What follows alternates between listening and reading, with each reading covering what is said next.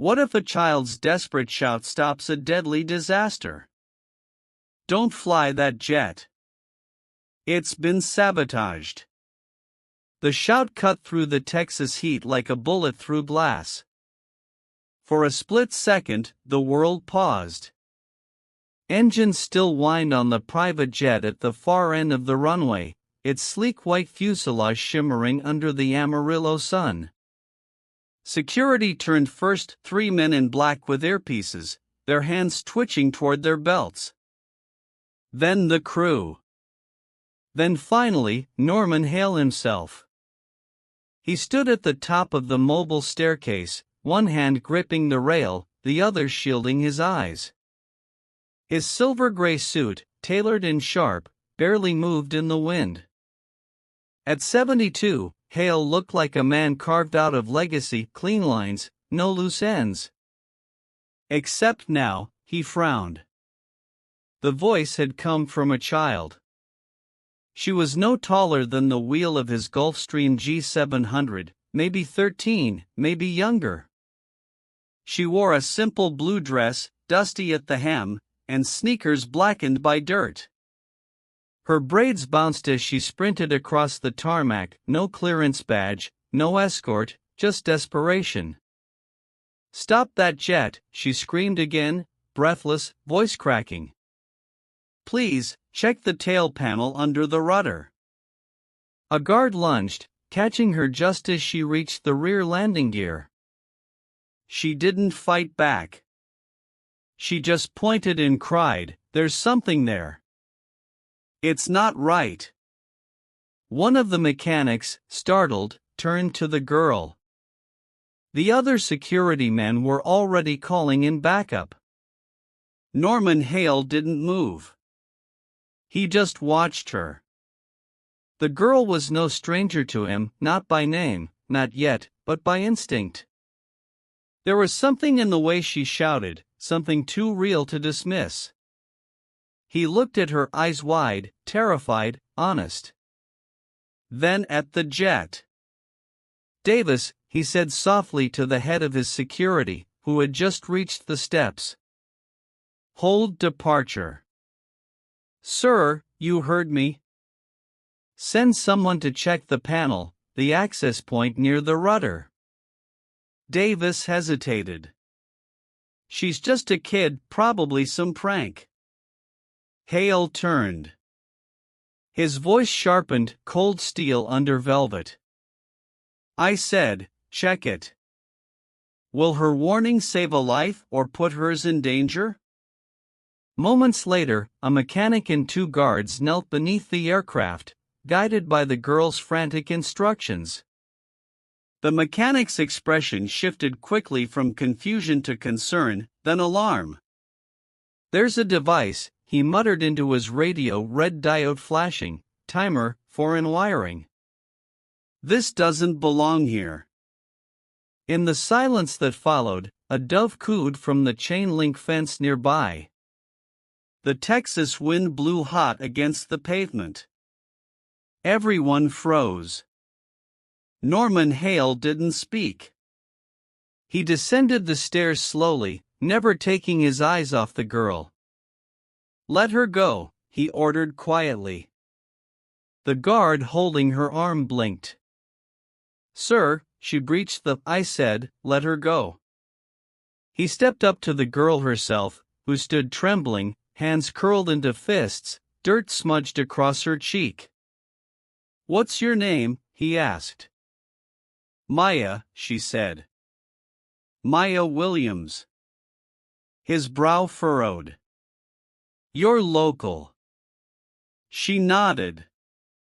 "I live on Peon Street. I saw something last night while I was listening to the air traffic bans. This morning I came early, and I saw the panel wasn't shut all the way. My dad, he was a pilot. He taught me how to spot problems. He died 5 years ago. They said it was mechanical failure, but I don't think it was." Hale looked at her, really looked. Then, without a word, he extended his hand. She hesitated, then took it. That evening, the small house on Peon Street buzzed with tension. The kitchen smelled of warm corn muffins and overbrewed tea. Old ceiling fans clicked in the low dusk light. Ruth Williams, Maya's grandmother, placed a bowl of chicken and dumplings on the table. Her brow furrowed. She didn't speak as Maya sat down, her backpack still shaking. "Sit," Ruth finally said, pulling out a chair. "Eat something.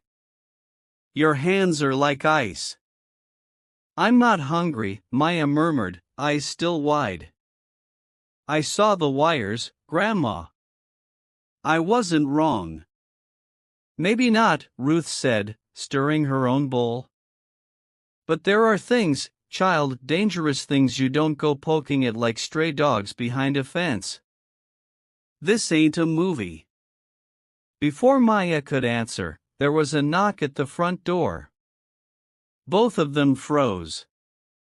Ruth rose slowly, reaching instinctively for the baseball bat she kept by the pantry, but when she opened the door, her jaw fell slightly. Standing on the porch was Norman Hale, not in a suit, not flanked by bodyguards, just a crisp white button-down tucked into jeans and a soft leather briefcase slung over his shoulder. "Good evening, Ms. Williams," he said politely. "I hope I'm not disturbing your dinner."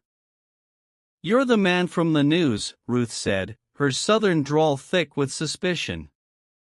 He gave a nod. "That's me. And what would a man like you want with my granddaughter?" "Only a few minutes of conversation," he said. "If that's all right." He glanced past her shoulder to where Maya stood, frozen at the kitchen doorway. "I believe she may have saved my life today." What dark secrets will Maya uncover about her father's death? Inside, the living room was dimly lit. Hale declined tea. Ruth didn't offer it again. Maya sat on the edge of the couch, backpack still on. "You saw the panel was ajar?" he asked, watching her face. "Yes, sir." "You heard chatter on your radio?" She nodded. It was weird, like scrambled signals too close to the maintenance channel. "I followed the sound this morning and saw the panel." "And you didn't tell an adult?" "I tried, but nobody listens to kids, especially not when they talk about planes."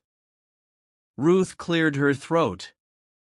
"Sir, if this is about thanking her, you've done it.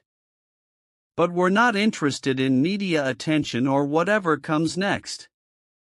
"I understand," Hale said gently. "And I agree. This isn't about publicity. I just wanted to say something and offer something." He opened his briefcase and removed an envelope. "This is a full scholarship to the West Texas Junior Aviator Program," he said. "Flight lessons, engineering mentorship, access to our testing simulators." Maya's lips parted.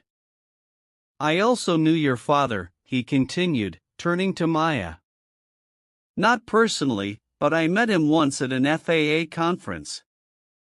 He spoke about system redundancies with more clarity than men twice his age." "I never forgot that." Ruth softened slightly, her eyes narrowing. "Daniel Williams was a damn good man," she said. "And he died with more questions than answers." Hale's gaze dropped for a moment. "I'd like to help find those answers," he said. "But only if you're willing to help me." Maya looked between them, heart pounding. "Help you with what?" He leaned forward, eyes steady. "With understanding why someone wanted me dead today, and whether it has anything to do with the man your father used to be." The morning sun hadn't yet burned through the Amarillo haze when a black Lincoln SUV pulled up outside the modest Williams house. Ruth stood on the porch, arms crossed, her floral robe catching the wind, a fresh pot of coffee brewing behind her. Inside the car, Maya sat ramrod straight in the back seat, her blue dress replaced by jeans, sneakers, and a jacket 2 sizes too big. She clutched her notebook to her chest, its pages filled with sketches of aircraft panels, circuits, and signals no one else at her school even cared about. Norman Hale didn't speak for the first few minutes of the drive. He just stared out the window, fingers tapping softly on the leather armrest. Maya watched him through the rearview mirror, waiting for something, anything. "You were right," he finally said. "The device you spotted was military-grade, remote-triggered, designed to mimic a hydraulic failure mid-flight, no debris, no survivors, no questions." Maya's fingers tightened on her notebook. "So, someone really wanted you dead." Hale nodded slowly. "And they knew exactly how to do it." The SUV turned down a long private road lined with pecan trees and old ranch fencing before pulling into the secured perimeter of Hale Avionics Research Center. To Maya, it looked like a fortress, gray concrete, high fences, silent guards and windbreakers. They passed through 2 checkpoints before stopping at a glass-walled building near the airfield. Inside, everything smelled like ozone and polished steel. A curved wall displayed photographs of test pilots, flight engineers, and inventors, her father's face not among them. "He worked here, didn't he?" she asked as they entered the elevator. Hale paused, thumb hovering over the floor button. "Yes, your father was one of our most promising systems testers. He was working on a revolutionary navigation upgrade, Navis Mark V, designed to guide aircraft through GPS-denied environments with centimeter precision. If successful, it would have changed aviation forever." "Why isn't his name on the wall?" He looked away. "That's part of what we're going to fix." The conference room was quiet, floor-to-ceiling windows overlooking the tarmac where a trainer jet was being towed. On the table sat a small black box and 2 manila folders. A middle-aged man with a weathered face stood when they entered. "Maya, this is Captain James Whitmore," Hale said. "He was your father's friend and flight instructor, retired Air Force, teaches with our junior aviator program now." Whitmore offered a warm handshake. "You've got your father's eyes. He'd sit right where you are now, sketching fuselage cross-sections during meetings." Maya sat, still silent. Hale opened one of the folders and slid it across to her. Inside were copies of her father's last performance reviews, glowing praise, notes about his attention to detail. The second folder contained schematics of the Navis Mark V. "There were problems," Whitmore said gently. "The system would sometimes give false location readings during solar flares. Your father flagged this early, but management didn't want delays." Maya's voice was thin. "And then his plane crashed." Hale nodded.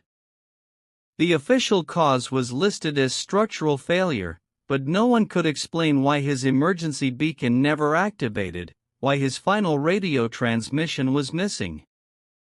"And you think it's related to what happened to you?" "I do now." She flipped to a page in the schematics, pointing at a familiar shape. "This module here, it looks like the interface I saw under your plane." Whitmore leaned in. "You recognize that?" "I sketched it last night, same heatsinks, same control box." "It's the same architecture." Hale exhaled long and slow. "Then it's worse than I thought." After lunch in the cafeteria, grilled cheese sandwiches and lemonade, which Hale insisted on joining her for, they walked out to a hangar on the far end of the field. Inside, under a canvas tarp, sat a pristine Cessna 172. Maya's breath caught. The smell of aviation fuel hit her like memory. "She's yours for training," Hale said simply. 3 sessions a week. Whitmore will be your instructor.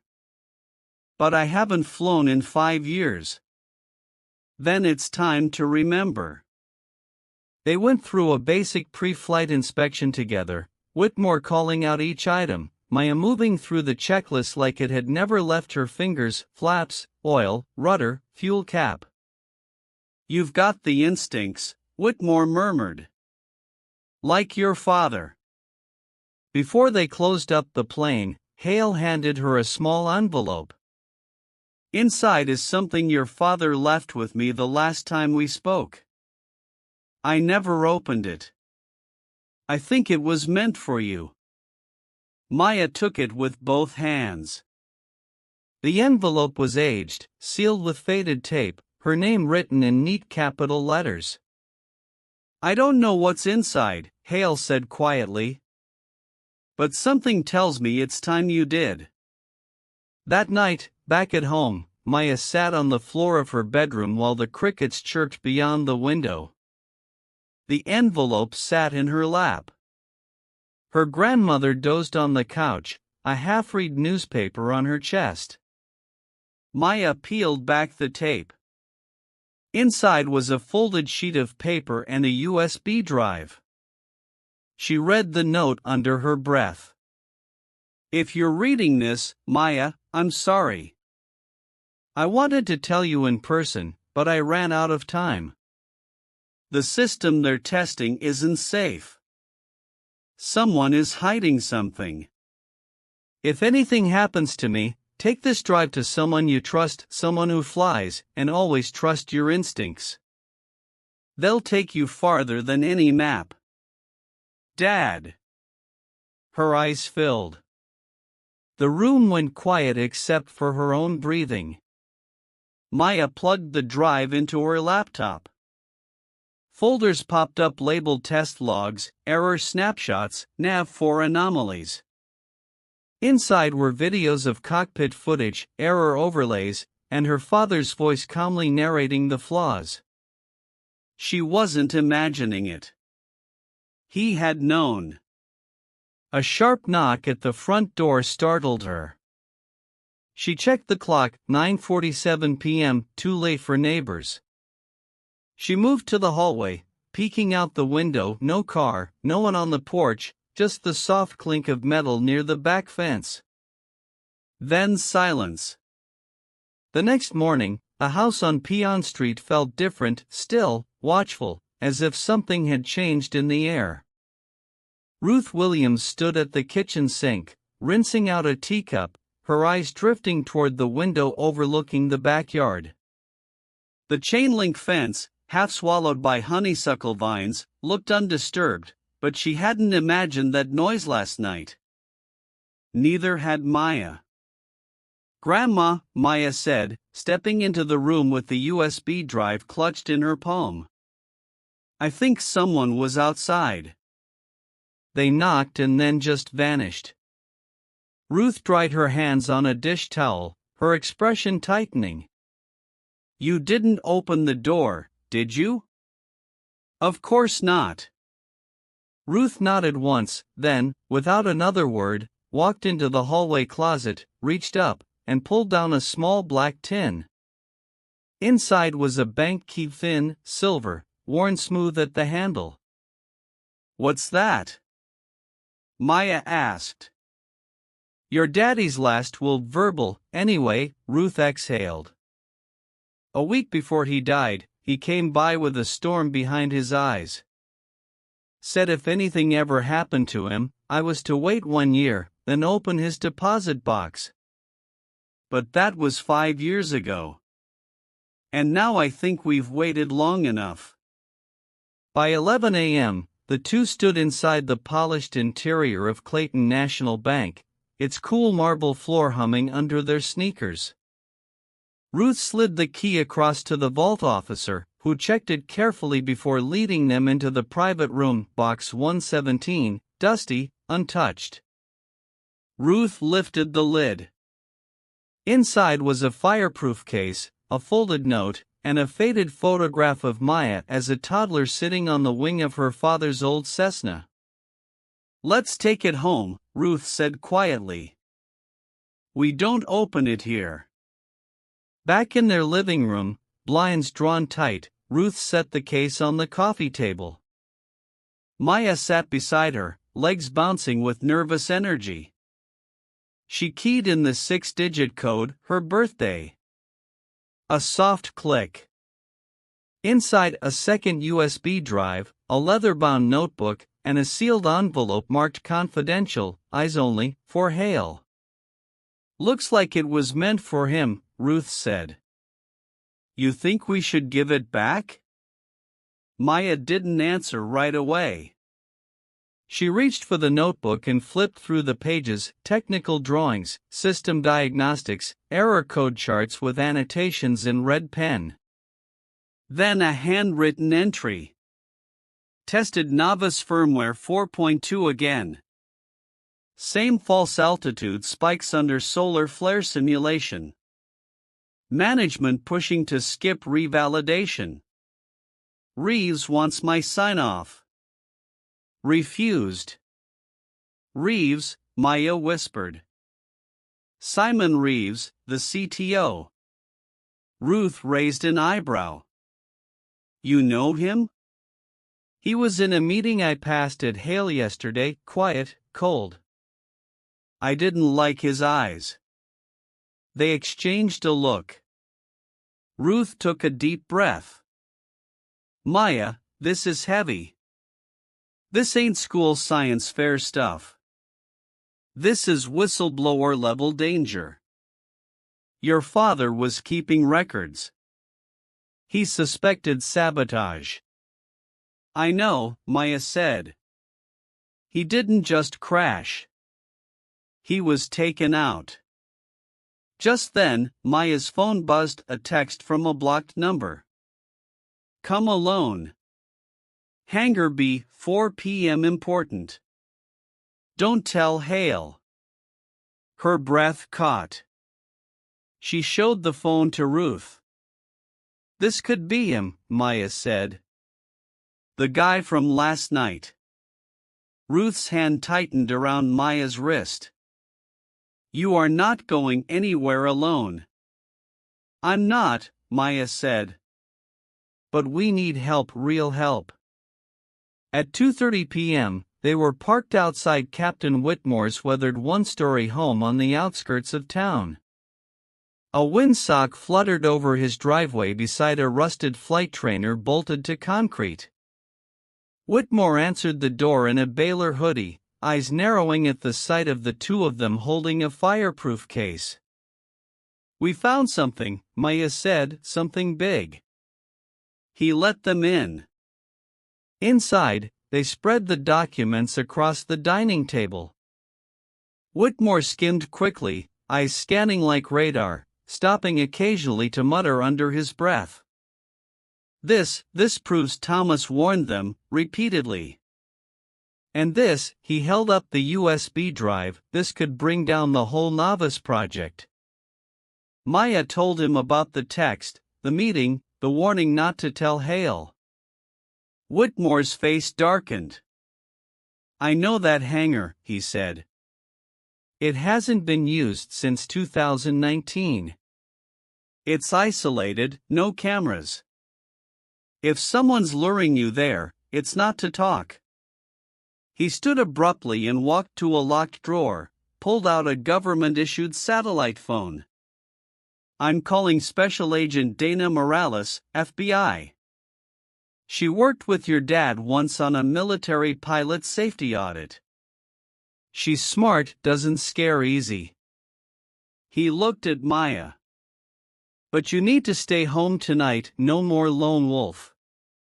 Maya hesitated. "I have to finish what he started." "And you will," Whitmore said. "But not by walking into a trap."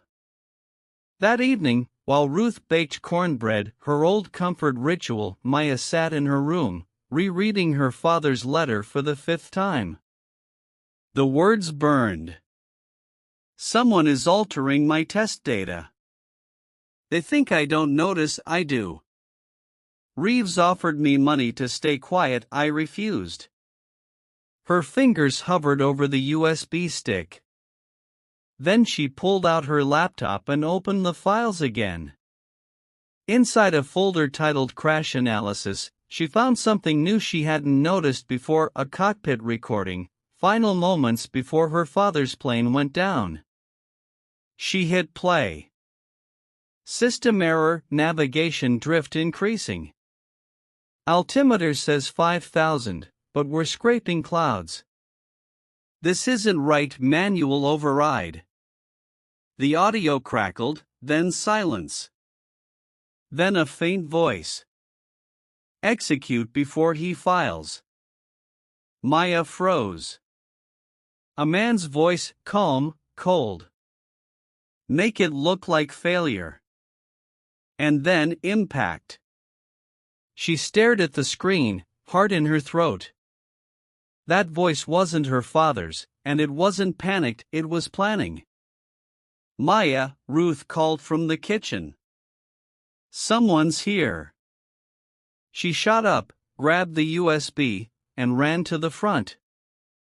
Through the screen door, she saw the silhouette of Norman Hale standing under the porch light, holding his hat in both hands. "Evening, Ms. Williams," he said, his voice low. "I think we need to talk. Something's come up, and I have reason to believe we're all in danger." The screen door creaked as Norman Hale stepped inside, rain-soaked from a sudden Amarillo drizzle that hadn't been in any forecast. Ruth offered him a towel. He declined with a polite shake of his head, eyes never leaving Maya. "I just got off a call with someone at the FAA," he said quietly. "They confirmed what I feared. The system your father worked on, Novice Mark V, was pushed into final approval last month against protocol, and it's already been installed in 6 jets." Maya's hands clenched around her notebook. "Even with the errors?" "They falsified the data," Hale said grimly. "Someone altered the trial logs before the final audit, which means your father's crash may not have been an isolated case, it might have been a test." Silence fell over the living room, the hum of the fridge, the tick of the clock on the mantel. Ruth's face had gone still, the way a mother's face does when she hears truth she's known deep in her bones for years but never dared to name.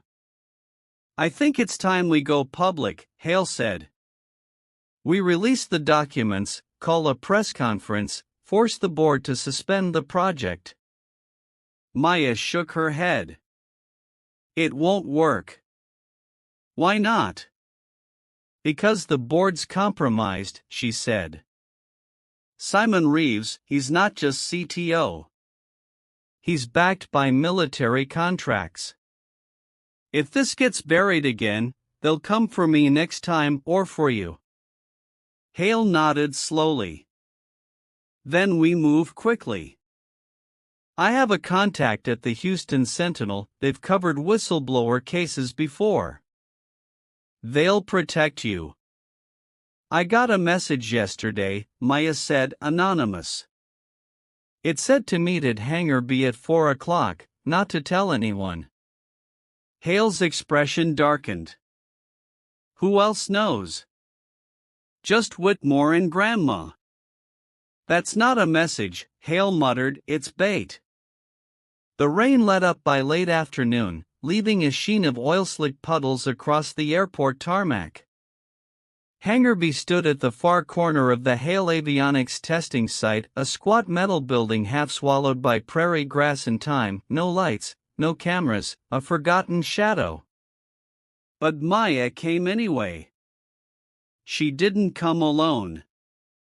She rode in the back of Whitmore's old Ford truck, parked a full block away, while Hale waited on standby with Special Agent Dana Morales' FBI badge tucked into her coat pocket, eyes sharp as flint. "You sure you want to do this?"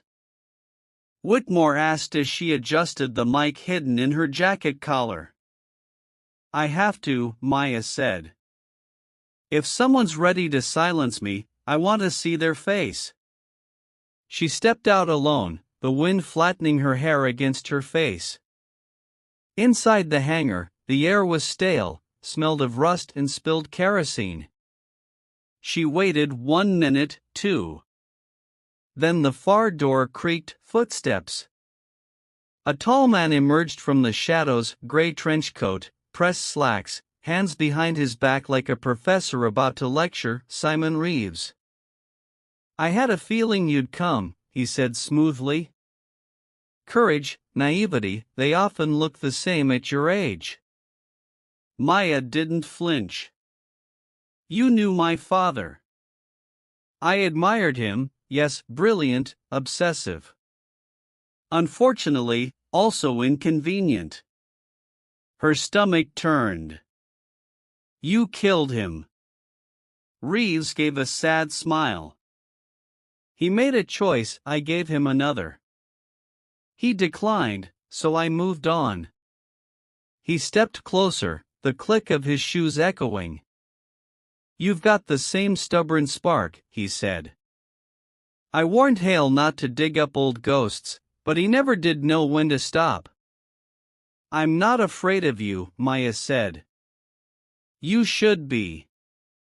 He turned, reached behind a rusted tool cart, and pulled out a small black box identical to the sabotage device she'd found under Hale's jet. "Show this to the press," he said. "And they'll say you fabricated it, that you hacked into our systems. You think they'll believe a child over a federal contractor?" "Maybe not," Maya said. "But they might believe the FBI." She tapped the mic on her collar, a faint static popped. Reeves froze. Outside, Morales and Hale rushed in with 2 agents, guns drawn. "Hands where I can see them," Morales barked. Reeves didn't move, but the cold amusement in his eyes flickered. He raised his hands slowly, like a man disappointed, not defeated. "Little trickster," he muttered at Maya. "Just like your father." Back at the Williams house that night, the lights were on late. Ruth made her famous lemon chicken soup. Maya sat at the kitchen table, exhausted, the notebook of her father's scribbled equations beside her. Whitmore sipped sweet tea in the corner, feet crossed, finally smiling. Morales had taken the device into evidence. Reeves had been charged with obstruction, falsification of federal records, and conspiracy to commit sabotage. But the battle wasn't over. "Now comes the hard part," Hale said, setting down a legal envelope. "We testify before the FAA, the Senate, if necessary. This doesn't just go away." Maya looked up. "What if they don't listen?" Hale smiled. "They will, because this time they won't be able to ignore the truth when it's coming from someone who was supposed to stay silent." Maya picked up her father's photo from the table. For the first time in 5 years, she felt closer to him, not just as a daughter, but as someone who now carried his voice forward. The wind carried a strange hush over Amarillo that morning. It wasn't the absence of noise, it was the kind of quiet that arrives just before a storm, when the world holds its breath. At the Hale Avionics compound, everything looked normal. Technicians moved through the corridors, phones rang, keycards beeped, but beneath the surface, tension crackled like static on a wire. Maya sat in the observation room on the 3rd floor, her eyes locked on the flight simulator screen in front of her. The headset around her neck was warm from use. She had been in training with Captain Whitmore for 3 days straight, steep turns, stall recovery, emergency radio procedures, but her mind wasn't in the cockpit. It was on the flash drive she still kept hidden in the lining of her backpack, on the words her father left behind, on the voice of Simon Reeves, now held in a federal facility awaiting indictment. And on something Whitmore had said to her the night before over a quiet bowl of her grandma's soup: "We haven't found the end of the rope yet, Maya, I can feel it, someone else is still pulling the strings." At 11:42 a.m., Norman Hale summoned her to his office. The space was clean, paneled in rich oak with a view of the runway stretching into the hazy blue sky. On his desk were 2 sealed folders and a steaming cup of black coffee. Hale stood by the window, arms crossed, jaw tight. "Something's wrong," he said without turning. "The backup servers where your father's reports were stored compromised, every file timestamped prior to his final flight erased." Maya's stomach dropped. "You had off-site backups." "We did, but the encryption keys were overridden at 2:14 a.m. this morning. That means whoever did it had level 1 clearance." Maya stepped forward, her voice sharp. "Reeves is in custody, he couldn't have." "No," Hale said, finally turning to face her. "But someone else could have helped him, someone we trusted." He handed her a photo, a security still, grainy but clear enough, a man entering the data center, ID badge, Kevin Tran, systems analyst, young, quiet, hired 6 months ago. Maya narrowed her eyes. "I've seen him, he was always in the corner, didn't talk much." "He disappeared this morning," Hale said, "left his badge, his laptop, even his cell phone."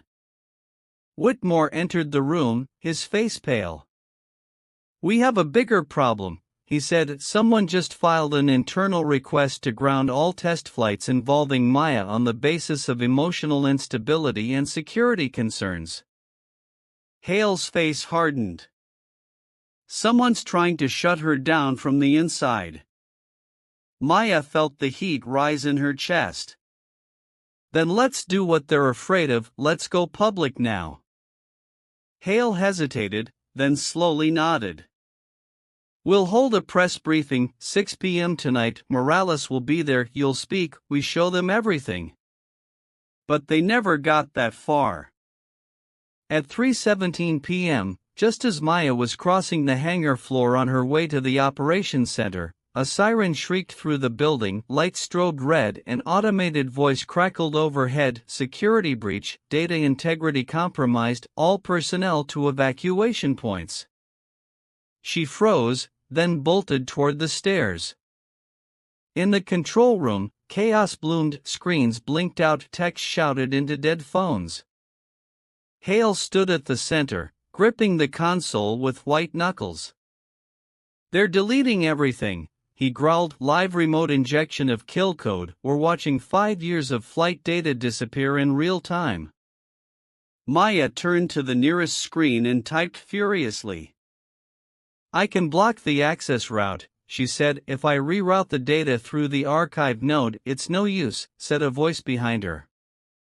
Everyone turned. Kevin Tran stood in the doorway, his expression calm, too calm. "I told them you'd be predictable," he said. "The girl would panic, Hale would fight, Morales would come in too late." Whitmore stepped forward. "You're going to jail for this." Kevin smiled. "Probably, but the data's gone, and by the time your press conference begins, the world will have already moved on. The contracts will be signed, Navas Mark V will fly, no one will remember your father, or this girl." That was the moment Maya stepped forward. Her eyes weren't afraid, they were lit with something else, resolve. "You forgot something," she said. Kevin tilted his head. "What's that?" "I never trusted the cloud." She pulled a small flash drive from her boot, held it up like a match in a dry forest. "This contains everything," she said, "the logs, the cockpit audio, the source code changes, and it's not connected to your network, you can't touch it." Kevin's eyes narrowed, the silence in the room deepened. "Good," Hale whispered behind her, "now run." They fled the building through the service tunnels beneath the compound. Captain Whitmore drove like a man 30 years younger, tires screeching as he cut through side streets toward the courthouse downtown. The press conference had been moved, now to take place in the city library's civic hall. Morales had already secured the building, the Sentinel was live streaming, dozens of reporters waited, the world was finally watching. Maya stood at the podium as the clock hit 6:04 p.m. Lights, cameras, silence. She took a deep breath, stared straight into the lens, and began. My name is Maya Williams. 5 years ago, my father died in a crash that was ruled accidental. He was a pilot, an engineer, a father, and he was right. She held up the flash drive. This is proof that the navigation system being pushed into commercial planes right now is dangerous. My father tried to stop it, they silenced him, they tried to silence me, but today I speak. She paused, then added, her voice steady, justice doesn't always scream, sometimes it whispers through the static, but it never goes quiet forever. That night, after the conference, she sat alone on the library rooftop with a paper cup of hot cocoa and the city lights blinking far below. Hale joined her in silence. Your father would be proud, he said. Maya didn't reply right away. I don't feel like it's over, she said quietly. It isn't, Hale said, but it's the beginning of the end, and that's how all storms break. 2 months later, the Texas sky opened wide, clean and endless above the quiet airfield outside Amarillo. It was a Saturday morning, the kind of morning that tasted like second chances.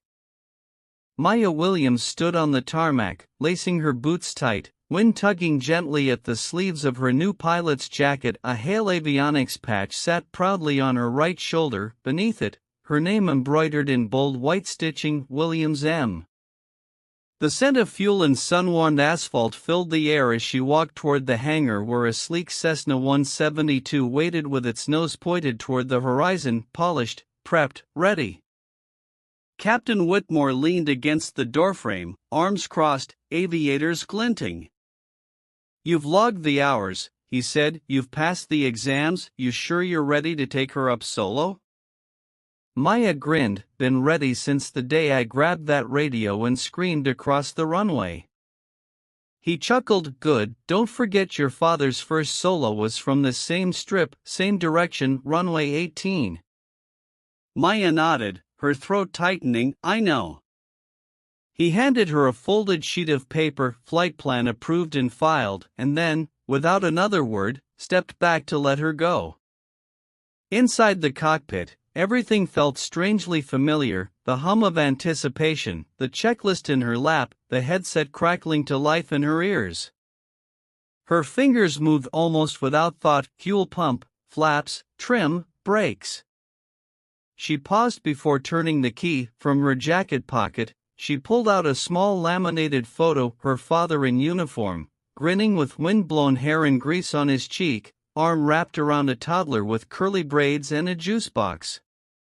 She tucked it into the dashboard under a clip, smiled, you're coming with me, she whispered, then she turned the key, the engine roared. Down below on the observation deck, Ruth stood in the shade, a hand pressed to her heart. Hale stood beside her in a charcoal blazer, flanked by reporters and dignitaries. A banner behind them read, the Ethan Carter Legacy Flight Program in Memory of Injustice. Agent Morales gave a short speech. The FAA released an official statement confirming novice Mark V had been suspended pending federal investigation. Simon Reeves had pleaded guilty. Kevin Tran had turned state's witness. A grand jury was forming, but none of that was on Maya's mind, not right now. She was in the air.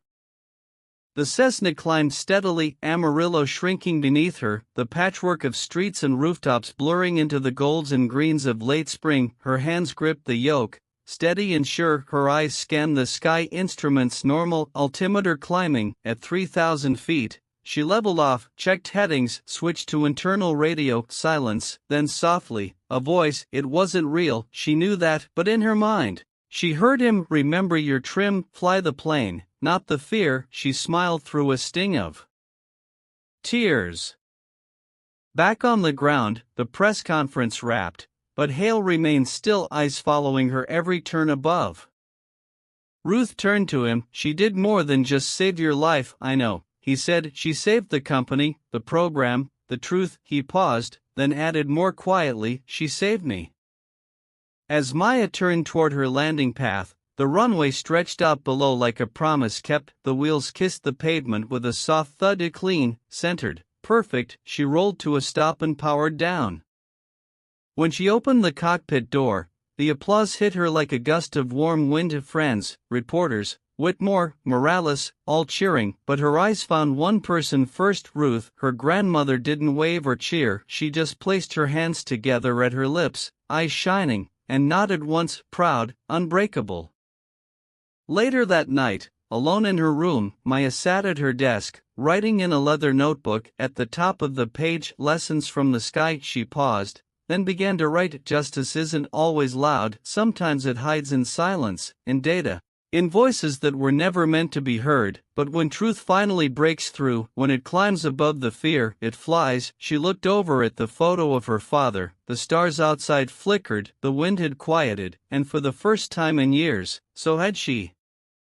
If this story of courage and justice inspired you, don't forget to like, subscribe, and hit the bell icon for more incredible tales on BUP Stories.